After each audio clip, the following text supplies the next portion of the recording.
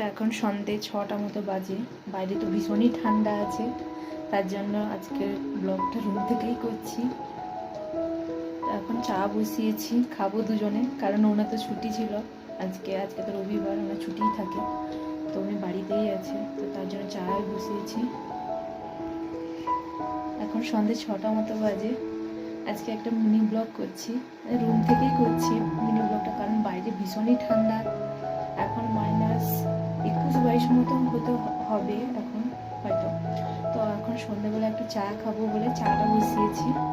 এই যে দেখুন চাটা বসিয়েছি, চাটা হচ্ছে এখন। চলুন চাটা খেয়ে নিই।